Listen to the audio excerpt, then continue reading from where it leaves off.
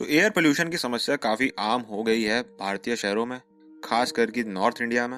हर साल ये प्रॉब्लम आती है सर्दियों में, लेकिन कोई सोल्यूशन नहीं निकलता और हालात वैसे के वैसे ही रहते हैं। तो इस पोल्यूशन के खिलाफ प्रोटेस्ट भी होते हैं, लेकिन वो ज्यादातर प्रोटेस्ट एमलेस होते हैं और फैक्चुअली काफी अनअवेयर होते हैं। तो इस पोल्यूशन के मुद्दे पे कंप्लीट स्टेट अपरेटस और सारी की सारी पॉलिटिकल पार्टीज फेलियर ही रही हैं, चाहे आप स्टेट गवर्नमेंट ले लो या फिर सेंट्रल गवर्नमेंट पे ले लो। तो इस मुद्दे पे केवल पॉलिटिकल आउटरीच होता है। कोई दिवाली को ब्लेम कर रहा है, कोई तंदूर को ब्लेम कर रहा है, कोई ओल्ड व्हीकल्स बैन कर रहा है, वो ऑड इवन का रूल लाया जा रहा है, लेकिन सोल्यूशन कोई नहीं देख रहा है क्योंकि पॉलिसीज पे चर्चा ही नहीं होती हमारे देश में। तो पराली burning, industrial pollution, vehicular pollution, सब पे डिबेट की जा रही है, लेकिन इसके जो नुआंस है उस पर चर्चा नहीं हो रही है। तो आज हम इस पोल्यूशन के टॉपिक एक नुआंस तरीके से बात करेंगे और मैं स्पेसिफिकली फोकस करूंगा दिल्ली पे।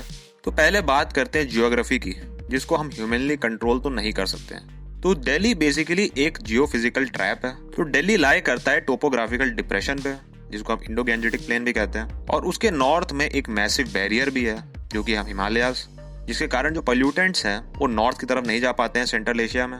और साउथ वेस्ट की साइड अरावली रेंज भी है जो कि एक पार्शियल बैरियर की तरह काम करता है। तो एक बेसिन बेसिकली बन जाता है दिल्ली में। और अक्टूबर नवंबर के टाइम भी जो विंड का डायरेक्शन है वो भी चेंज हो जाता है, जिसके कारण पाकिस्तान, पंजाब, हरियाणा में जो भी एग्रीकल्चरल लैंड है वहाँ का जो पोल्यूशन है वो भी दिल्ली की तरफ आ जाता है और वहीं पे रह के वो ट्रैप हो जाता है, जिसके कारण जो दिल्ली का वेंटिलेशन इंडेक्स है वो काफी लो लेवल पे चला जाता है और दिसंबर जनवरी के महीने में तो 0 तक पहुंच जाता है। और जो विंटर सीजन होता है उसमें भी जो एयर की डेंसिटी है वो काफी बढ़ जाती है, वार्म एयर ऊपर चली जाती है और जो कोल्ड एयर है वो नीचे रह जाती है, जिसके कारण इन्वर्जन लेयर इफेक्ट पड़ता है और जो पोल्यूटेंट्स का डाइल्यूशन है वो रुक जाता है, सारे के सारे पोल्यूटेंट्स नीचे के एरियाज में सेटल हो जाते हैं। तो ये थी नॉन ह्यूमन वजह दिल्ली के पोल्यूशन की, लेकिन ह्यूमन मेड प्रॉब्लम्स को भी हम डिस्कस करना चाहिए। पहले बात करते हैं हम पराली की, जो कि एक मेजर कंट्रीब्यूटर है पोल्यूशन का विंटर्स में। तो 2016 में आईआईटी कानपुर ने एक स्टडी पब्लिश की थी जो कि दिल्ली के पोल्यूशन पे थी। तो उन्होंने 6 जगहों की एयर क्वालिटी को मॉनिटर किया पूरे साल भर, जिसमें विंटर और समर पीरियड्स इंक्लूडेड हैं। तो इस स्टडी में ये पाया गया कि जो ठंडी के सीजन में जो मेन कंट्रीब्यूटर है PM 2.5 का, उसमें बायोमास बर्निंग और व्हीकुलर पोल्यूशन है। बायोमास बर्निंग करीब 26% कंट्रीब्यूट करता है PM 2.5 लेवल्स पे और ये मेनली होता है क्रॉप बर्निंग कारण, जिसको हम पराली भी कहते हैं। और व्हीकुलर पोल्यूशन करीब 25% कंट्रीब्यूट करता है और ये मेनली कमर्शियल व्हीकल्स के थ्रू होता है, पैसेंजर व्हीकल्स का इतना कंट्रीब्यूशन नहीं है। तो मेनली जो ठंडी के सीजन में आप स्मॉग देखते हो पराली बर्निंग के कारण ही होता है।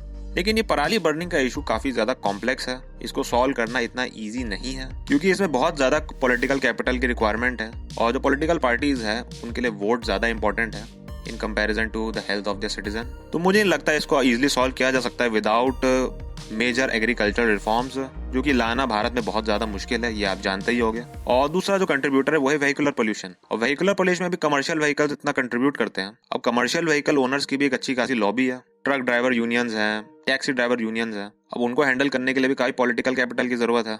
रिफॉर्म्स कहीं लाई भी गए तो उनको भी वापस ले लिया गया और इतने पुराने ट्रक अभी भी चल रहे हैं भारत की सड़कों पे। So that is also not a very feasible solution. इसके लिए काफी लॉन्ग टर्म प्लान की आवश्यकता है। इस रिपोर्ट के बाद मुझे ये लगा कि सबसे ज्यादा आसान सोल्यूशन होगा रोड डस्ट को कंट्रोल करना, क्योंकि रोड डस्ट का जो कंट्रीब्यूशन है PM 10 में वो है 56% और PM 2.5 में वो है 38%। और ये ईयर राउंड डेटा है, ये सीजन पे डिपेंड नहीं करता।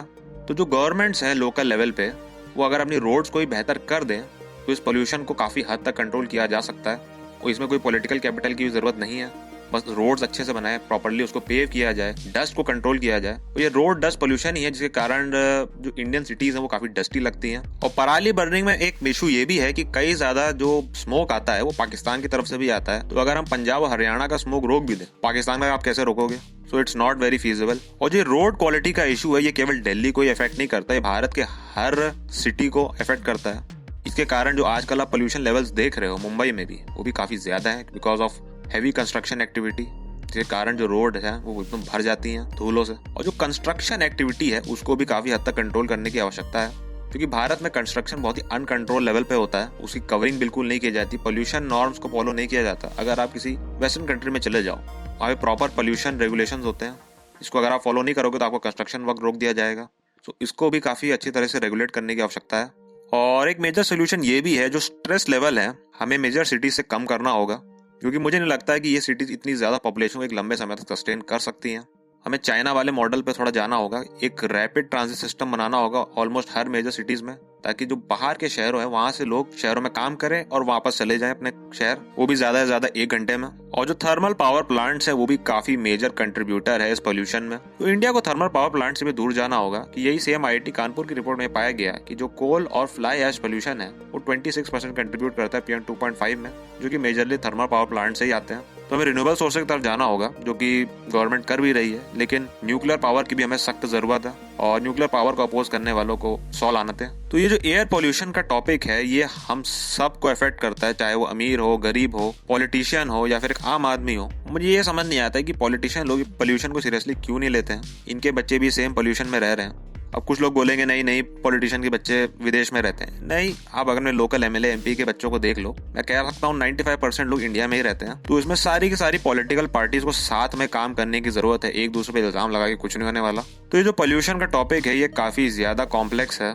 आप बीजिंग जैसे शहर को देख लो, उसमें चाइना ने इतने सारे उपाय लगाए, फिर भी वो शहर अभी भी काफी पोल्यूटेड है। तो देखते हैं कि दिल्ली कैसे इसको टैकल करता है। और ये पोल्यूशन की सिचुएशन जो भारत के बाकी शहर है उनमें भी ऐसी ही है, चाहे वो कोस्टल एरिया में हो चाहे पहाड़ों में हो।